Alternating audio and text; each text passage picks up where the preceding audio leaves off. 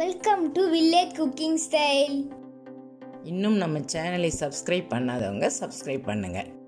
இன்றைக்கி நம்ம பார்க்க போகிற ரெசிபி எக் பாஸ்தா. அதுக்கு தேவையான பொருட்கள் என்னென்னு பார்க்கலாம் வாங்க. இங்கே நான் ஒரு பெரிய ஆனியன் எடுத்து சின்ன சின்ன பீசஸாக பொடியாக கட் பண்ணி வச்சுருக்கேன். கொஞ்சம் கேப்சிகம் வச்சுருக்கேன். ஒரு கேரட் பொடியாக கட் பண்ணி வச்சுருக்கேன். தக்காளி எடுத்து 2 தக்காளி, மீடியம் சைஸ் 2 தக்காளி எடுத்து பெரிய பெரிய பீசஸாக கட் பண்ணி வச்சுருக்கேன். ஏன்னா நம்ம இதை விழுதாக தான் அரைச்சி அதில் சேர்க்க போகிறோம். அதனால் பெரிய பெரிய பீசஸாக கட் பண்ணி வச்சுருக்கேன். லெமன், அரை லெமன் வச்சுருக்கேன். 100 கிராம் அளவுக்கு பாஸ்தா எடுத்து வச்சுருக்கேன். இஞ்சி பூண்டு விழுது 1 ஸ்பூன் வச்சுருக்கேன். Chilli powder 1/2 spoon, garam masala 1/2 spoon, Kashmir chilli powder 1/4 spoon வச்சுருக்கேன். பச்சை பட்டாணி கொஞ்சம் எடுத்து வச்சுருக்கேன் ஒரு பவுலில். எக்கு 3 எடுத்து வச்சுருக்கேன். இதுக்கு தேவையான பொருட்கள். இப்போ வாங்க செய்முறை பார்க்கலாம். நான் இங்கே ஸ்டவ் ஆன் பண்ணி ஒரு ஃபேன் வச்சு அதில் ஒரு 1/2 லிட்டர் அளவுக்கு தண்ணி சேர்த்து விடுறேன். சேர்த்து விட்டுட்டு கொஞ்சம் சால்ட்டு சேர்த்து விடுறேன். தண்ணி கொதிக்க ஆரம்பிக்குது. தண்ணி நல்லா கொதிக்கும் போது இந்த பாஸ்தாவை நம்ம அதில் சேர்த்து விடணும். இது ஒரு 7-8 நிமிஷம் அளவுக்கு இது வேகணும். இப்போ பாருங்கள், நல்லா வெந்திருக்கு பாருங்கள். 7-8 நிமிஷம் கழித்து நம்ம ஓப்பன் பண்ணி பார்க்கும்போது நல்லா வெந்திருக்கு. இப்போ நம்ம ஸ்டவ் ஆன் பண்ணி வச்சு நான் 2 ஸ்பூன் அளவுக்கு ஆயில் ஊற்றி நம்ம எடுத்து வச்சோம் இல்லைங்களா, அந்த 3 எக்கு ஃப்ரை பண்ணி எடுத்து வச்சுக்கணும் தனியாக.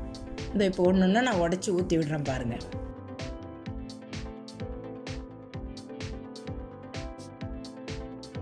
இது நம்ம கொஞ்சம் பெரிய பெரிய பீசஸாக வர மாதிரி கொஞ்சம் விட்டு விட்டு கலரி எடுத்து வச்சுக்கணும். கொஞ்சம் சால்ட்டு சேர்த்து விடுறேன். ஏன்னா நம்ம ஆல்ரெடி பாஸ்தாவிலையும் கொஞ்சம் சால்ட்டு சேர்த்துருக்கோம். அதனால் இதில் கொஞ்சம் சேர்த்துட்ருக்கேன். இப்போ திரும்பவும் நம்ம ஃபேன் வச்சு ஸ்டவ்வில் ஒரு 3 ஸ்பூன் அளவுக்கு ஆயில் சேர்த்து விடுறேன். சேர்த்து விட்டுட்டு நம்ம ஃபஸ்ட்டு இஞ்சி பூண்டு விழுதை போடணும். ஜிஞ்சர் கார்லிக் பேஸ்ட்டு போட்டு நம்ம வதக்கி விடணும். கொஞ்ச நேரம் அந்த ரா ஃப்ளேவர் போகிற அளவு வரைக்கும் நம்ம கொஞ்சம் வதக்கி விடணும். அப்புறம் நம்ம எடுத்து வச்ச வெங்காயத்தை போட்டு வதக்கணும். வெங்காயம் கொஞ்சம் நல்லா வதங்கணும். கேப்சிகமும் கேரட்டும் சேர்த்து விடுறேன். வெங்காயம் கொஞ்சம் வதங்கின பிறகு கேரட்டும் கேப்சிகமும் சேர்த்து விட்டுட்டேன். பச்சை பட்டாணியும் சேர்த்து வதக்கி விடணும். இப்போ சால்ட்டு கொஞ்சம் சேர்த்து விடுறேன். ஏன்னா நம்ம ஆல்ரெடி எக்கில் கொஞ்சம் சால்ட்டு சேர்த்துருக்குறோம், பாஸ்தாவில் கொஞ்சம் சேர்த்துருக்குறோம். இதில் சும்மா கொஞ்சம் நம்ம சால்ட்டு சேர்த்து வதக்கினா கொஞ்சம் நல்லா வெந்து வரும். வதக்கிட்டு ஒரு 2 மினிட்ஸ் கொஞ்சம் மூடி வச்சுட்டு நம்ம எடுத்து வச்சோம் இல்லைங்களா, garam masala, chilli powder, Kashmiri chilli எல்லாம் அதெல்லாம் போட்டு நம்ம நல்லா வதக்கி விடணும். இந்த மசாலா எல்லாம் எல்லா இதுலேயும் கோட் ஆகும். பட்டாணி, கேரட் எல்லாத்துலேயும் நல்லா கோட் ஆகிற மாதிரி நம்ம வதக்கி விடணும்.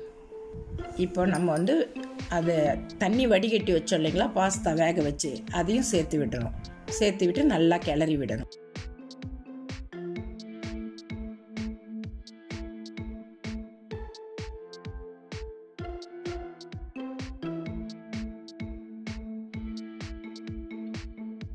இந்த மாதிரி நல்லா கிளறி விடணும். மசாலா எல்லா இடத்துலையும் நல்லா அந்த பாஸ்தா மேலே கோட் ஆகணும்.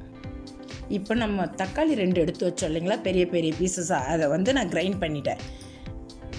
அதை விழுதாக தான் நம்ம அரைச்சி போடணும். நம்ம கடைசியாக ஊற்றி அந்த தக்காளி சாஸ் மாதிரி இருக்க நம்ம அரைச்சதை ஊற்றி கலரி விட்டால் தான் நல்லா க்ரீமியாக இருக்கும். கலரிட்டு கொஞ்சம் நேரம் நம்ம மூடி வைக்கணும். நம்ம ஆல்மோஸ்ட் வதக்கினதுலேயே ஒரு 75% அந்த வெஜிடபிள்ஸ் வெந்துட்டுருக்கோம். இப்போ நம்ம கொஞ்சம் நேரம் ஒரு 2-3 நிமிஷம் மூடி வச்சோம்னா நல்லா குக் ஆகிடும். இப்போ மூடி வச்சுட்டு ஓப்பன் பண்ணிவிட்டு இப்போ நம்ம ஃப்ரை பண்ணி எடுத்து வச்ச எக்கை அதில் சேர்த்து விடணும். எக்கு சேர்த்துட்டு நம்ம நல்லா கலரி விடணும். கொஞ்சம் பெப்பர் தூள் மேலே போட்டுட்டு கிளறி விடணும். நம்மளுக்கு அருமையான எக் பாஸ்தா ரெடி. இந்த வீடியோ உங்களுக்கு பிடிச்சிருந்தா லைக் பண்ணுங்கள், கமெண்ட் பண்ணுங்கள், மறக்காமல் உங்கள் ஃப்ரெண்ட்ஸுங்களுக்கு ஷேர் பண்ணுங்கள். தேங்க்யூ.